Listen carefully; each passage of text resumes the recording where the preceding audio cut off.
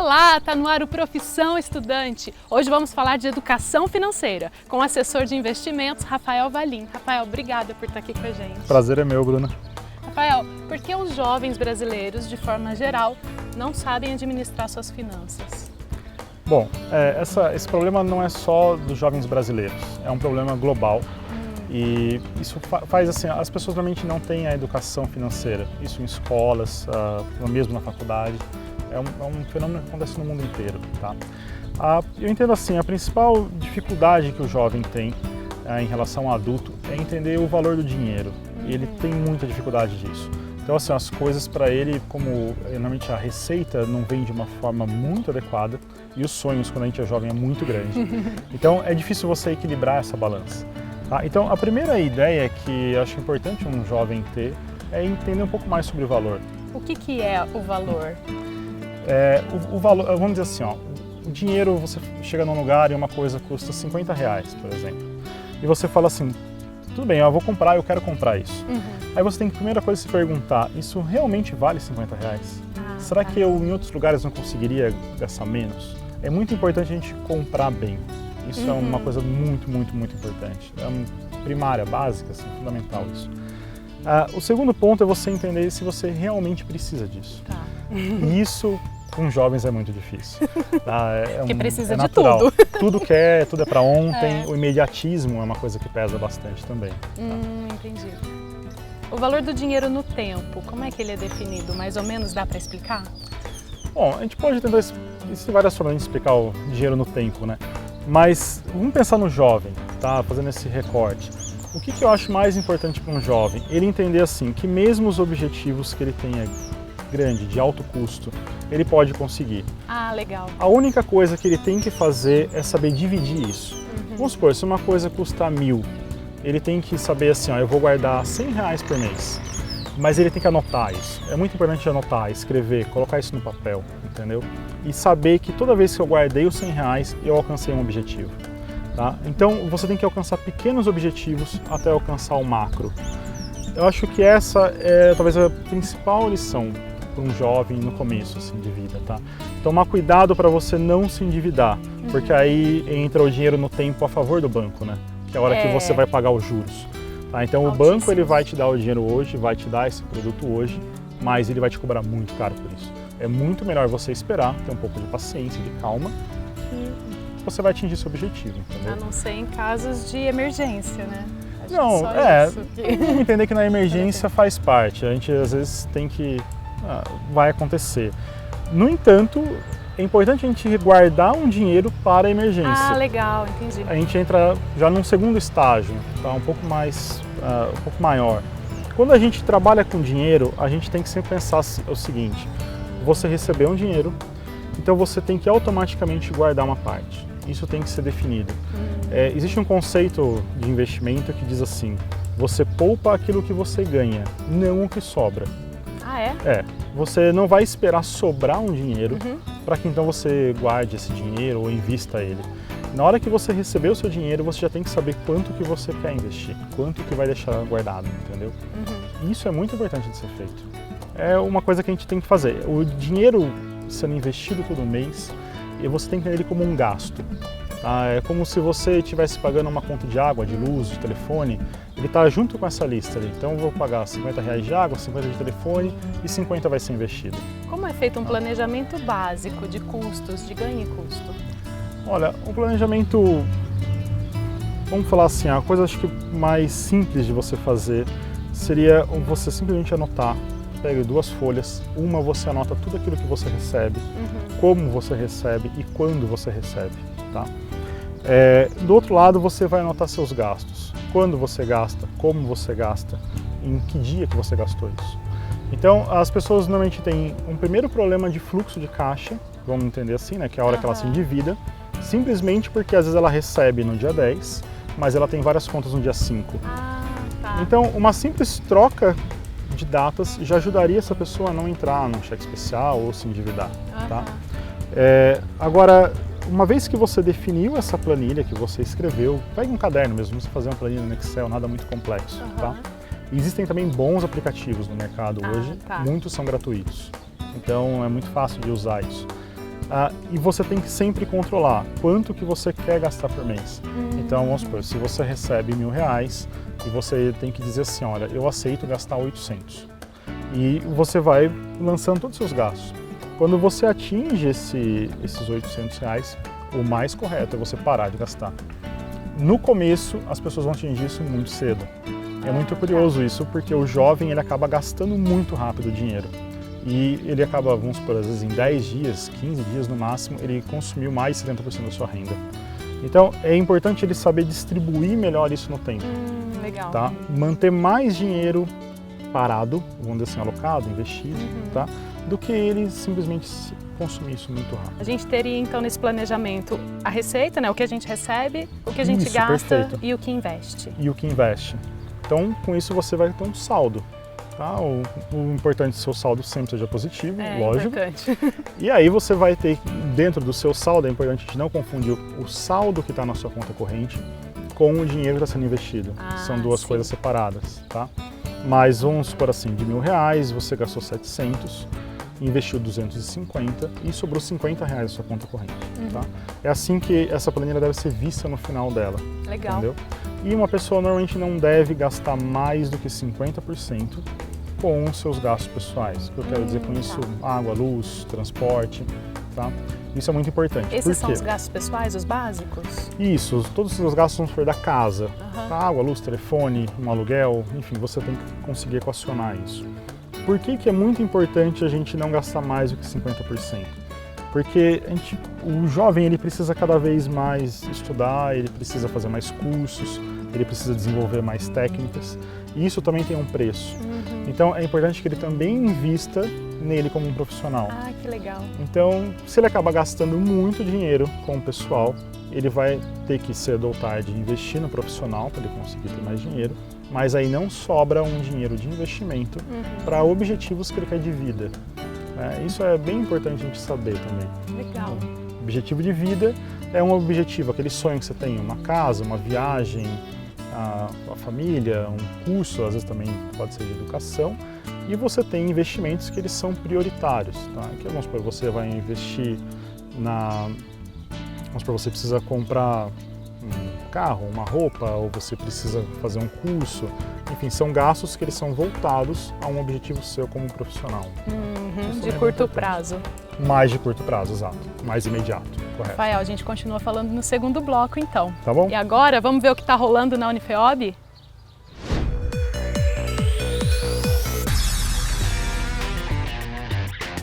A chuva não foi problema, não. Uma grande estrutura foi montada pela Unifeob para o vestibular 2018. Enquanto os alunos estavam nas salas, concentrados na prova, os pais bateram um papo com os coordenadores de curso e visitaram o campus. Começa agora o Tá Rolando na Unifeob.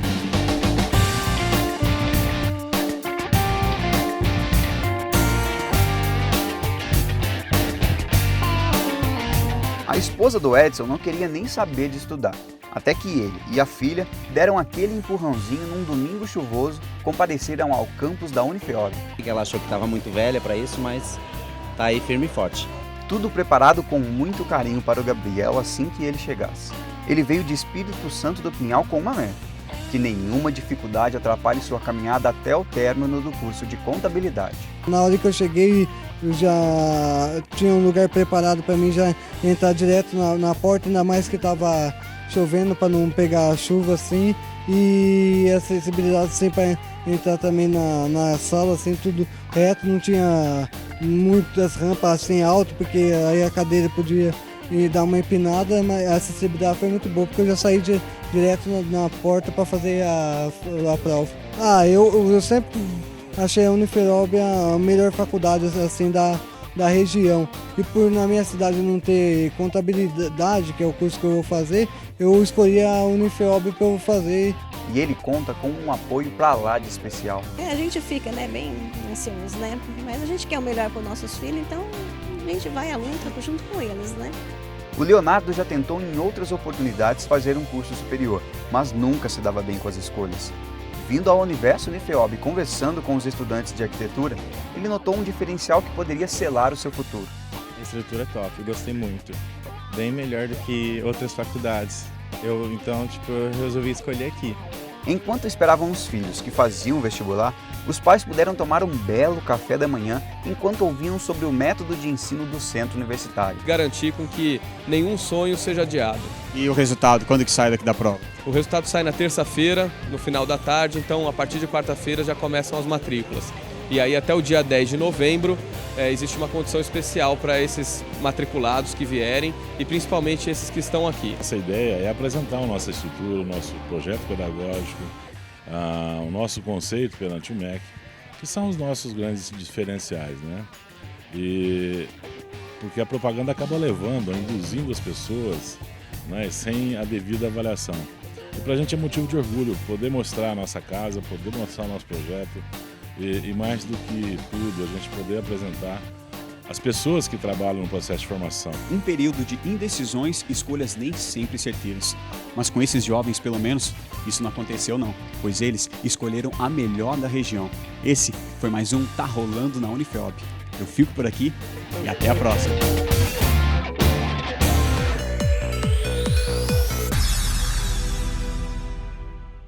Vamos colocar esse dinheiro num banco, numa corretora, um CDB, um tesouro direto, um mercado de ações, não importa, mas você tem que colocar esse dinheiro para render mais do que se ele estivesse simplesmente na sua casa.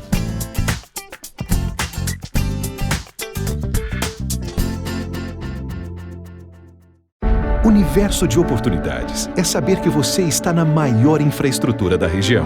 Universo de oportunidades é poder contar com um modelo didático moderno e em sintonia com o mercado. Universo de oportunidades é ter um ambiente acadêmico e de convivência altamente motivadores. Universo de oportunidades é poder crescer e construir seu próprio futuro.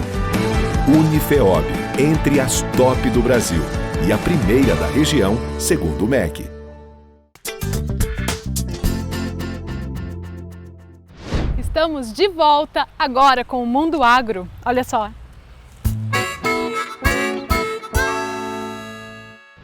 Olá, meu nome é Otávio, sou engenheiro agrônomo e vou apresentar para vocês algumas plantas medicinais e aromáticas com potencial em uso na culinária. Hoje temos o manjericão nas duas colorações, tanto o roxo quanto o verde. O verde ele é mais comum para todos os quintais e hortas da região e o manjericão roxo ele também tem uma aplicação muito semelhante à do manjericão verde, sendo que ele é mais ornamental, mas ele pode ser usado para saladas, geralmente coisas frescas, porque quando você usa as folhas em cozimento, ela fica um pouco mais escura e perde essa coloração intensa, bonita que ele tem.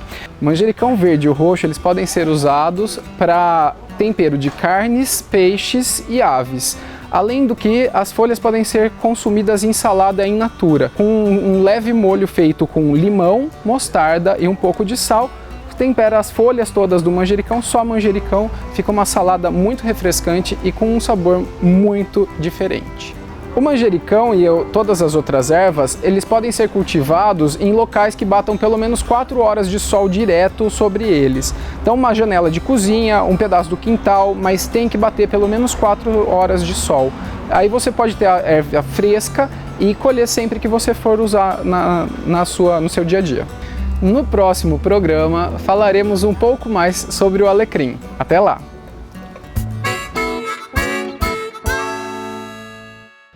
Estamos de volta com um bate-papo sobre educação financeira com Rafael Valim. Rafael, qual que é a diferença entre poupar e investir? Bom, a diferença básica entre você poupar e investir é que quando você poupa, é bem a ideia do cofrinho do porquinho que você deixa na sua casa. Então você está colocando um dinheiro que você guarda para você consumir lá na frente, para você comprar alguma coisa que você quer. No entanto, esse dinheiro ele não rende juros, ele não corrige inflação, ele está totalmente parado, estagnado. Tá? E a ideia de você investir é você colocar o seu dinheiro de uma forma ativa, é o dinheiro produzindo dinheiro. Essa é a ideia do investimento. E essa, na verdade, é a principal ideia do capitalismo, né? É você fazer o dinheiro, produzir dinheiro, sem que você faça nada, de uma certa forma. Né? Tá. A gente tem que, obviamente, estudar um pouco, saber o que está aplicando, mas, vamos dizer assim, é uma coisa muito simples, não é nada complicado ou muito difícil de fazer, tá? Então é sempre importante quando a gente fala para um jovem poupar, a gente está querendo, na verdade, dizer invista, e não simplesmente poupe. entendeu?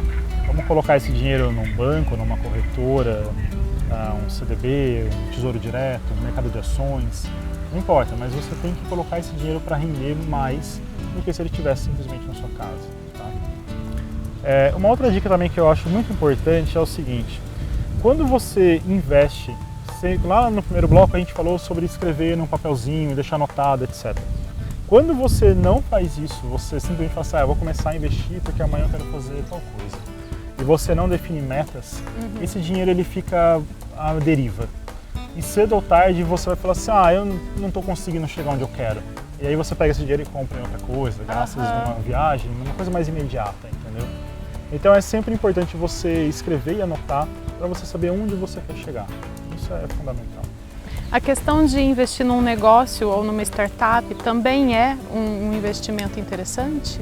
Sim, é um investimento interessante. É óbvio, quando a gente fala em investimento, todo local onde você pode colocar seu dinheiro para obter mais dinheiro do que você colocou é um investimento, certo?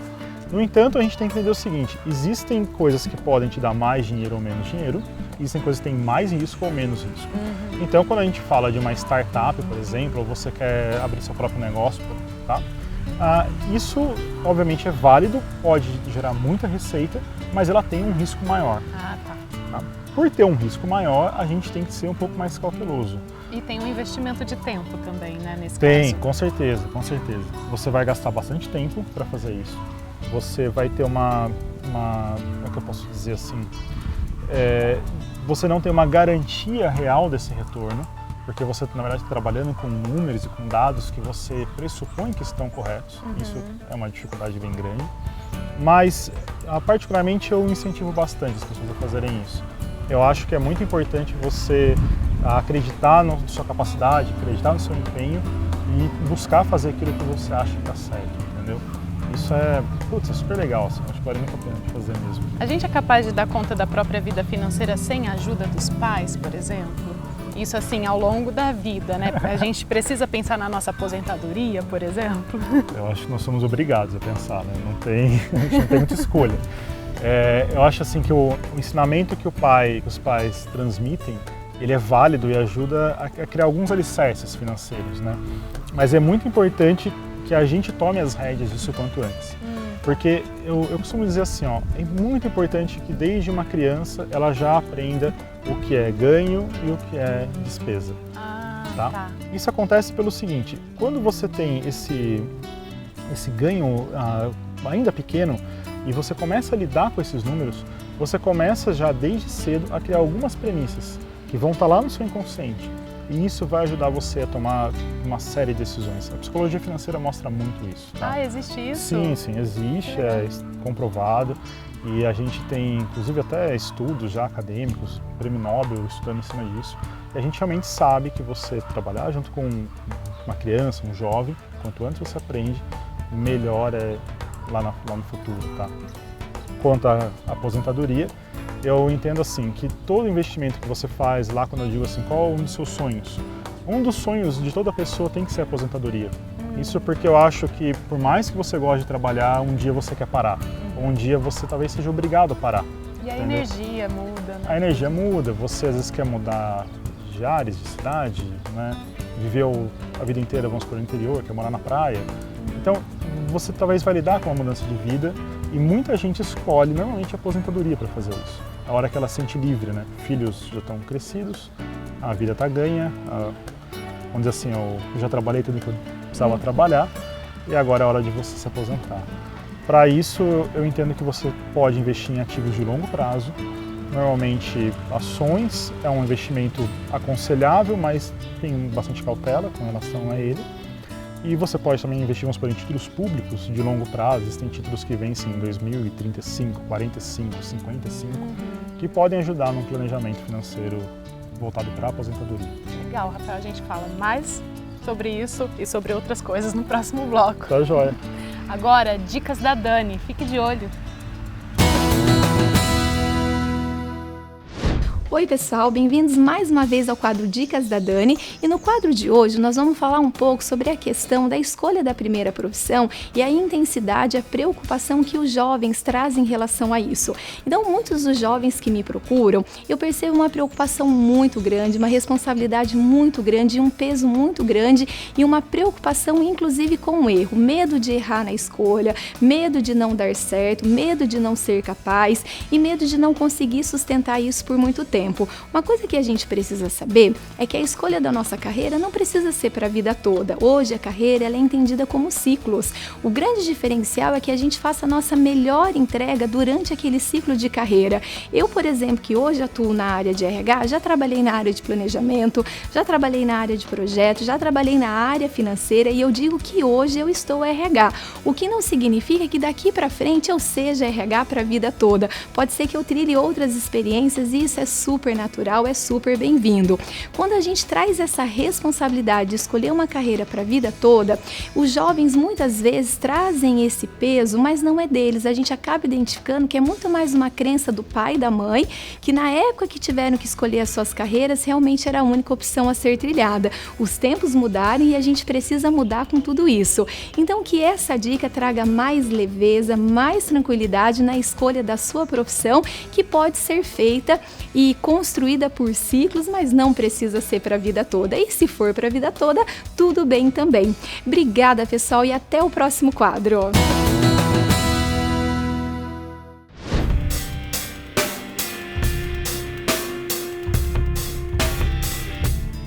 Em Casa Branca, oportunidades para estudantes do curso de Administração.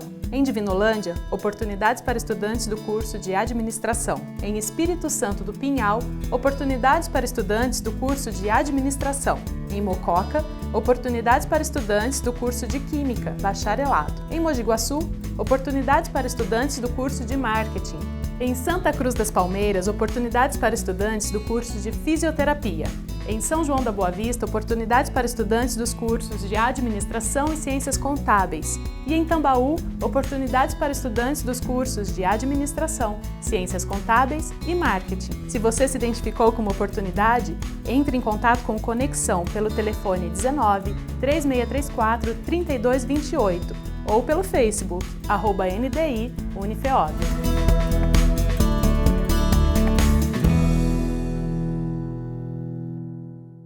Precisa entender como funciona o dinheiro, porque ele está em todas as relações, na sua relação de vida, na sua relação de trabalho.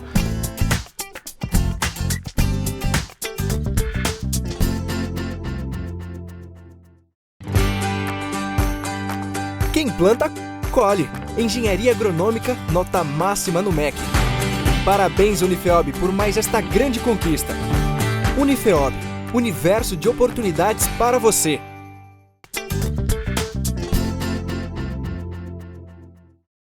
Estamos de volta com um bate-papo sobre educação financeira com Rafael Valim. Rafael, como é que as escolas e os pais podem incentivar os filhos a ter uma educação financeira desde cedo? Tá, bom, em primeiro lugar, o MEC ele criou uma portaria em 2014 que já institui a educação financeira para todos os alunos, desde os 5, 6 anos de idade. Tá? Isso é comum já na Europa também, a gente vê os pequenininhos já aprendendo sobre isso. No geral, eles aprendem como? Em cima de ciclos de consumo. Então vamos por assim, como é que uma batata chega no supermercado? É uma coisa simples que ele vai entendendo, tanto o lado ambiental, que é muito importante hoje ser discutido, quanto o lado financeiro. Então assim, o custo que a pessoa tem, o tempo que essa batata fica na terra, o lavrador que vai tirar lá da terra, o transporte para a cidade. Então você começa a demonstrar para uma criança que existem várias etapas no processo até esse produto chegar a ela. Tá? Isso é o primeiro conceito que uma criança vai ter.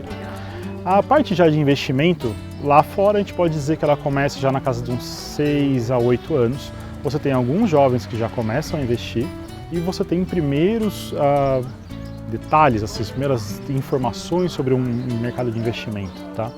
Ações na casa de uns 11, 12 anos, 13 anos. Tá? É muito comum você usar simuladores, a Bovespa, por exemplo, aqui no Brasil tem um simulador para isso.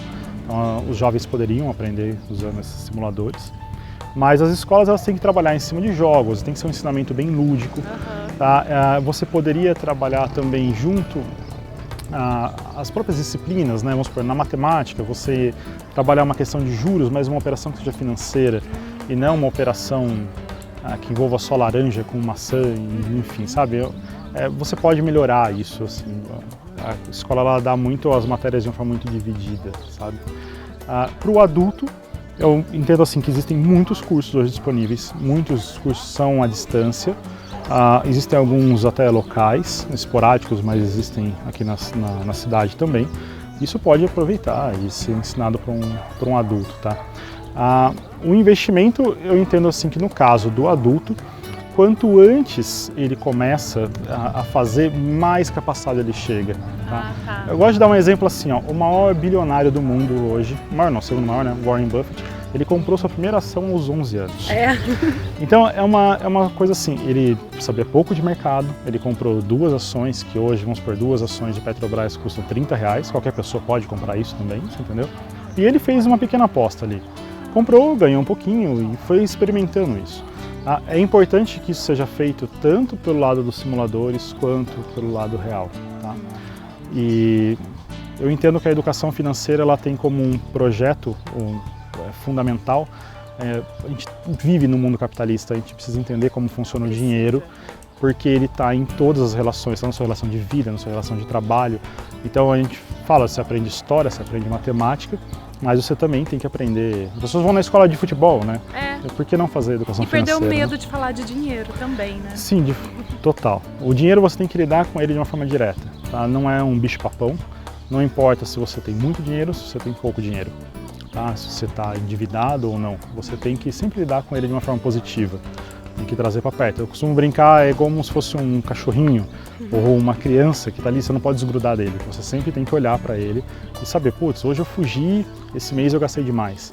Isso acontece sempre, não tem problema nenhum. Tem meses que você conseguiu se controlar mais e você vai ter mais dinheiro para ser investido. Isso também é importante. Consciência sobre as coisas, né? Por exemplo, no Brasil a gente tem a falsa sensação de que o poder aquisitivo aumentou da população no geral. Na verdade, o que foi? Não, na verdade o que você tem é um aumento excessivo de crédito. Há muito dinheiro no mercado. Esse dinheiro está fácil de ser captado pelas pessoas e as pessoas se endividam de uma forma muito fácil. Porque você sempre tem, o ser humano ele tem sempre uma questão de fé, né? Ele acredita que amanhã ele consegue pagar. Então ele vai lá, pega o dinheiro hoje e amanhã ele paga. Eu costumo dizer que com finanças você não pode tratar dessa forma, tá? A fé você deixa para a igreja, vamos dizer assim, na hora que você vai rezar e etc. Cada coisa no seu lugar. Cada coisa no seu quadrado, exato. Então tome cuidado, o dinheiro de cheque especial não é seu, o dinheiro de cartão de crédito não é seu, tá? Então não se divide.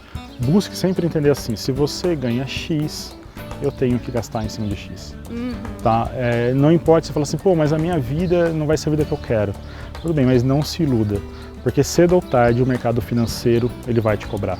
Não existe nada de graça, especialmente com o banco. Tá? Então eles vão cobrar isso de você e isso vai custar muito, muito, muito caro. E normalmente ele vai te cobrar na hora que você mais precisa. Aí que lasca tudo. Como diz o ditado bancário, né?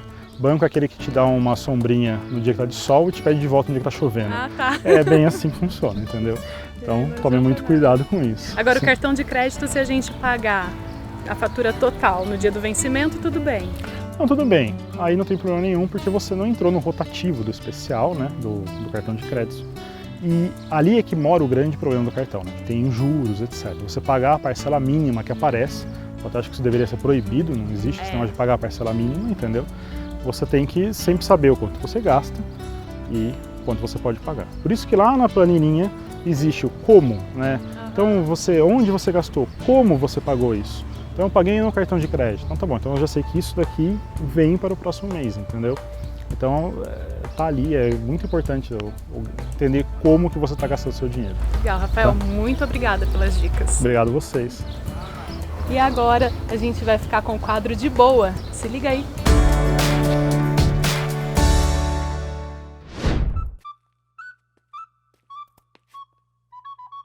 O Ponto Miss, de São João da Boa Vista, preparou para novembro uma seleção de filmes relacionados ao tema cinema e jornadas.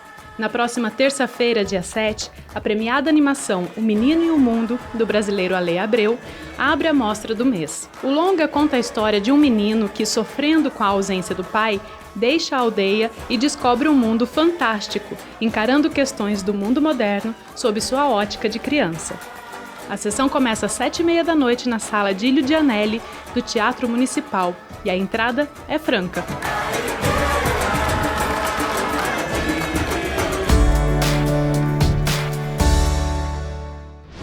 Hoje conversamos com Rafael Valim sobre educação financeira. Profissão Estudante fica por aqui. Acompanhe o nosso blog, converse com a gente por lá e até a próxima!